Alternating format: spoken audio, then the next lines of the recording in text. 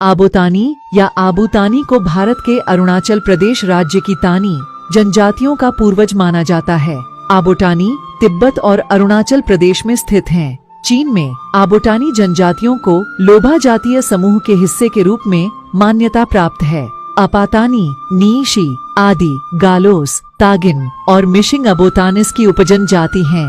वे डोनई पोलो धर्म का पालन करते हैं और चावल की खेती की तकनीक का श्रेय आबोटानी को देते हैं। एक बार आबोतानी भोजन की तलाश में जंगल में भटकता रहा। वह एक विवाह समारोह के दौरान ताकरताजी के स्थान पर गए, जहां एक मिथुन की बलि दी गई थी। आबोटानी की एक चाल के कारण ताकरताजी केवल एक जानवर की बलि दे सकते थे, जो अतिथि को वितरित करने के लिए कम था। आबोटानी के कुत्ते किपुंग और हिरण डम्पो ने सड़े हुए सोया बीज उन दिनों का मुख्य भोजन का एक पैकेट साझा किया। हिरण ने पैकेट को लात मारी और भाग गया। कुत्ते ने उसका पीछा किया। आबोतानी ने उनका पीछा किया। कई दिनों के बाद वे डिगो आने पहुँचे। भूमि का रक्षक। डिगो का अर्थ है भूमि और आने का अर्थ है माँ, जहाँ लोग चावल के पाउडर को धूप में सुखाने के लिए बिखेर रहे थे। आबोटानी और जानवरों को पकड़कर कैद कर लिया गया।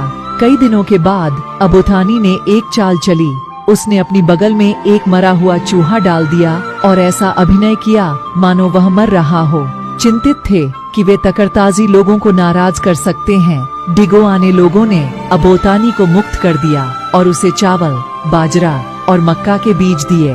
डिगो आने क्षेत्र की एक महिला ने उन्हें बताया कि चावल की खेती कैसे की जाती है। आबोटानी अपनी बुद्धिमान पत्नी एओडिलियांग डिब्यू की बदौलत चावल की खेती में सफल रहे। हालांकि उसने दूसरी महिला से शादी करने के लिए उसे तलाक दे दिया। नई पत्नी की आराम की चाहत ने उसकी संपत्ति को बदनाम कर दिया। जब आबोटानी को इस बात का एहसास हुआ तो उन्होंने दूसरी पत्नी को छोड़ दिया और अकेले ही खेती जारी रखी। आबोटानी के जीवन की घटनाएं और चावल की उनकी खोज तानी परंपराओं का हिस्सा हैं और वर्ष की विभिन्न अवधियों चावल की खेती के मौसम के बाद में मनाई जाती हैं। आबोटानी भोजन और समृद्धि के लिए मानव जाति के संघर्ष और परिवार में धन लाने के लिए पुरुष और महिला के बीच सामंजस्य की आवश्यकता का प्रतीक है।